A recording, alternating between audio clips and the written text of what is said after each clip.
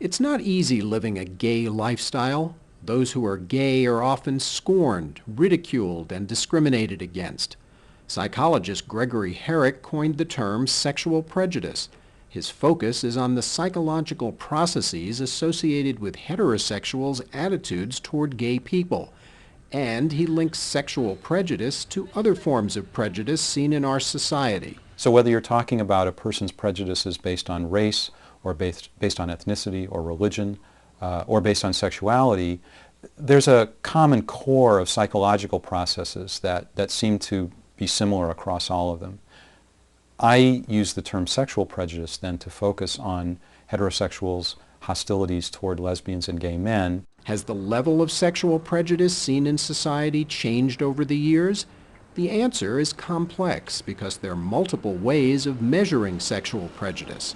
When it comes to civil liberties and jobs for gays, there has been progress. This chart shows trends in support for equal rights and job opportunities for lesbians and gay men from the early 1970s until the early 2000s. And what you see is that support has grown consistently during that time. At the same time, there still are other aspects of sexual prejudice that either haven't changed or perhaps in some ways are fluctuating, sometimes getting worse, sometimes getting better. For example, public opinion fluctuates about the acceptability of a homosexual lifestyle and gay marriage, and attitudes can be influenced by current events. At this point in our history, homosexuality has become very closely aligned with public debates about moral values and about religion. And so for that reason, I think attitudes toward homosexuality often are ways of expressing one's side or one's point of view in that debate. Hello?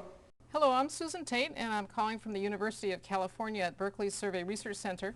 Through telephone survey research, Herek has been able to measure changing attitudes, taking the pulse of the nation on sexual prejudice. We'd like to interview you again now since there have been many changes since we last spoke with you. Sure. National representative samples of heterosexual men and women of different ages, ethnic backgrounds, and socioeconomic status are interviewed. Some surveys focus on what's called feeling thermometers, where questions are responded to on a scale of 0 to 100. How about women who are lesbian or homosexual? On a scale from 0 to 100, how would you rate this group? 25. And there are questions having nothing to do with sexual prejudice. How about blacks as a group? On a scale from 0 to 100, how would you rate this group? 60? This slide shows the feeling thermometer scores from a survey, and what we see on the left side of the screen is the average feeling thermometer scores toward different racial and ethnic groups. We see that the scores for whites, blacks, Mexican Americans, and Puerto Ricans are generally high, well above the median of 50. By contrast, the scores are much lower for gay men, lesbians, bisexual women. We also see very large numbers of people giving ratings of 0 to lesbians and gay men, meaning that they have very, very hostile feelings. You always get some 0 ratings on these feeling thermometer measures, regardless of the group, but they tend to be much more common when we're asking about sexual minorities. What motivates people to develop sexual prejudice? There isn't a simple answer to that question. In fact, the answer really is it depends.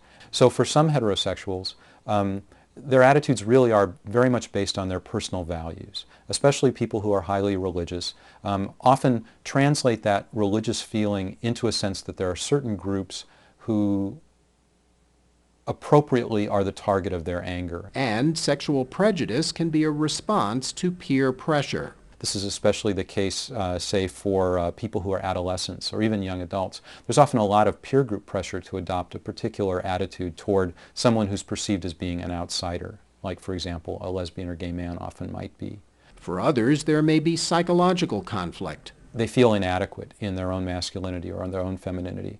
And for some of those people, attacking someone who's a symbol of a man who's not masculine or a woman who's not feminine is a way to try to feel better about themselves.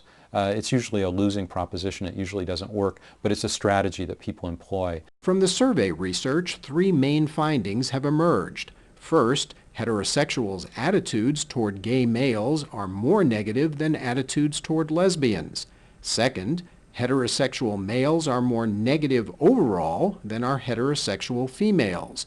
And third, the most hostile attitudes are expressed by heterosexual males toward gay males. Men in our society face strong pressures to prove that they're real men, to prove that they're not gay. And one way that a lot of men do that is by expressing very strong levels of sexual prejudice. As for reducing sexual prejudice, Herek says getting to know a gay person well can help. Then they're much more likely than other heterosexuals to have favorable attitudes toward lesbians and gay men. It's not the case that simply knowing someone who's gay always automatically eliminates sexual prejudice, but it does seem to have a very powerful effect.